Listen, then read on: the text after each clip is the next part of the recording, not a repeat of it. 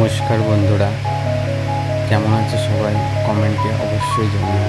আজকে তোমাদের সাথে শেয়ার করতে আসলাম নতুন একটা ব্লগ। আজকে শেয়ার করতে আসলাম লোকাল ট্রেন জার্নি।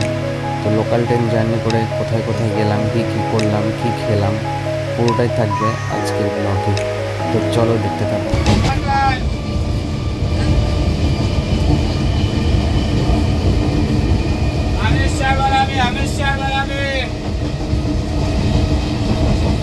তো ফাইনালি আমি আমার যাত্রা শুরু করলাম আড়ংঘাট স্টেশন থেকে 12:40 ট্রেনে।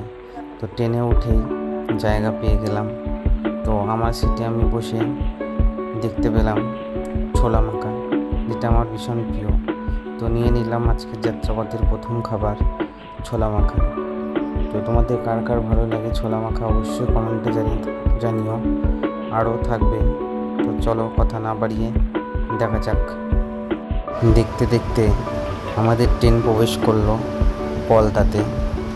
তো আমরা আজকে যাব চাঁদনি চক মার্কেটে। তো চাঁদনি চক মার্কেট তোমাদেরকে পুরোটা ঘুরে দেখাবো আর জানাবো কোথায় কি পাওয়া যাবে, কত দাম, কেমনভাবে জিনিস কিনবে, সবটাই। তো আমি আড়ংঘাটা থেকে শিয়ালদা পর্যন্ত টিকিট কাটলেও নেমে পড়েছিলাম আজকের এই ট্রেনের যাত্রা শেষ করেছিলাম দমদমে। আর দমদম থেকে সাবওয়েতে নিচে গিয়ে আমি ধরেছিলাম মেট্রো। তো মেট্রো ধরে যাব চাঁদনি চক মার্কেটে।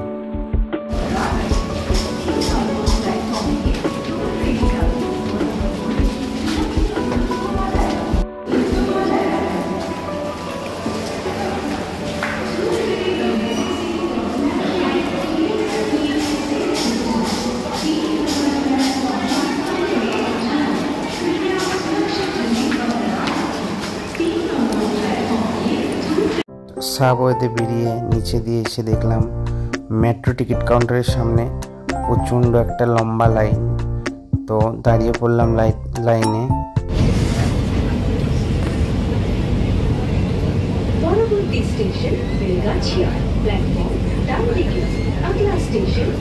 তো টিকিট কাটার পরে তাড়াহুড়ো করে এসে দেখি ট্রেন দাঁড়িয়ে আছে, যার জন্য ভিডিও করার সময়টুকু পাইনি। চেপে গেলাম ট্রেনে। তো দেখছো মেট্রোর ভিতরে। তো ফাইনালি আমি কিন্তু কেটেছিলাম দমদম টু চাঁদনি চক মেট্রোর টিকিট। তো চাঁদনি চক পৌঁছে গেছি। তো চাঁদনি চক মার্কেটের বাইরে তোমাদেরকে নিশ্চয়ই দেখাবো পুরো মার্কেট ঘুরে। আর কেমন লাগে আমার ব্লগ দেখতে অবশ্যই কমেন্টে জানিও। আর যারা নতুন তারা অবশ্যই সাবস্ক্রাইব করে পাশে থেকো।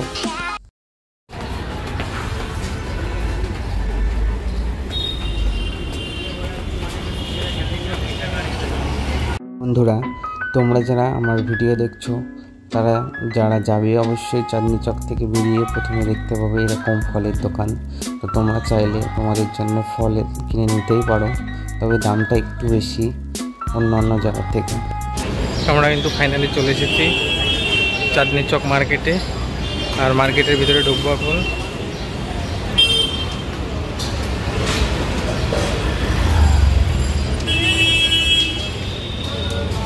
তো বন্ধুরা, তোমরা যারা ব্লগ দেখছো আর চাঁদনি চক গেছো, তোমাদের এই চাঁদনি চক মার্কেট সম্বন্ধে নিশ্চয়ই অভিজ্ঞতা আছে। আর যারা যাওনি তাদেরকে বলবো, এটা এমন একটা মার্কেট যে এই মার্কেটে সব কিছু কিন্তু পাওয়া যায়। নতুন থেকে চূড়াই মাল থেকে শুরু করে নতুন পুরনো চূড়াই মাল সব ধরনের জিনিস পাওয়া যায়। তো এখান থেকে জিনিস কিনতে হলে এরা কিন্তু দাম প্রচণ্ড বেশি বলে, আর বার্গেনিং করে কিনতে হবে, তাহলে কিন্তু অনেক সস্তাতে পাওয়া যাবে।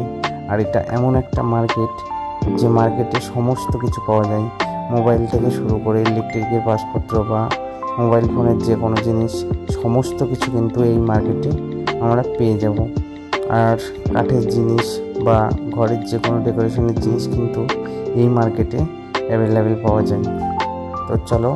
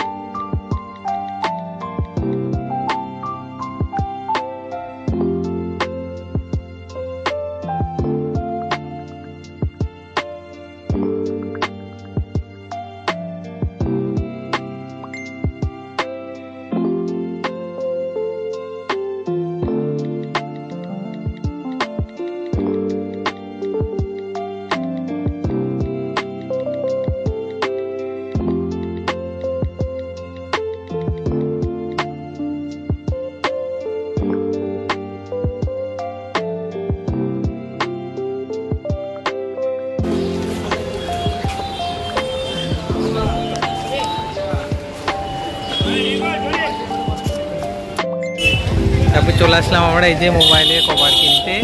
তো কভার নেব না, কারণ কভারের কোনো দরকার নেই, আমরা ছেঁড়া কভার দিয়ে চালিয়ে নেব। তারপরে যা একটু করে দেখাই, যেরকম দিয়ে এটা নিয়েছি।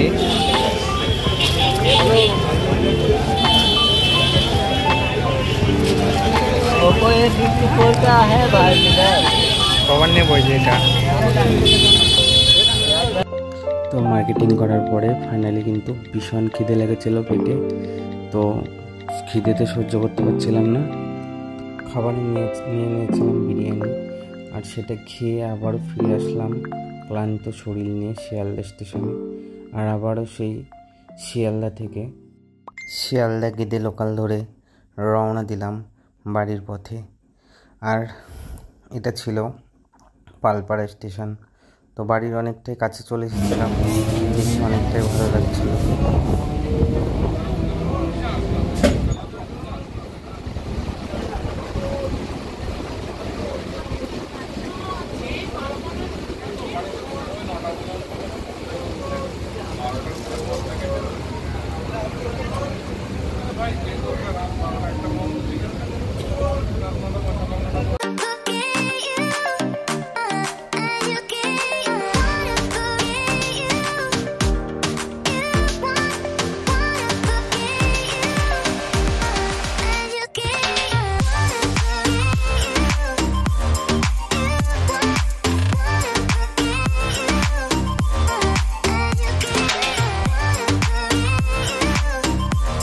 তো মানুষ জীবন মানেই কিন্তু একটা যুদ্ধ।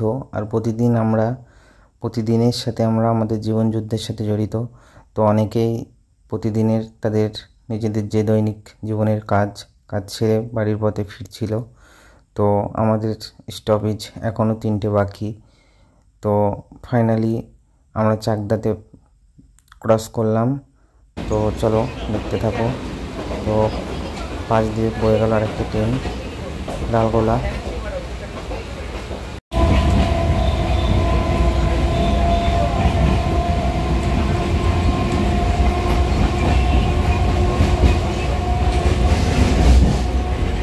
তো পুরুষ মানুষ মানেই কিন্তু একটা পরিশ্রমিক জীবন, একটা সংসারের দায়িত্ব। তো সারাদিন পরিশ্রম করে রাতে ফাইনালি পৌঁছালাম আরংঘাটা স্টেশনে। প্রায় ঘড়ির কাঁটায় তখন 10টা।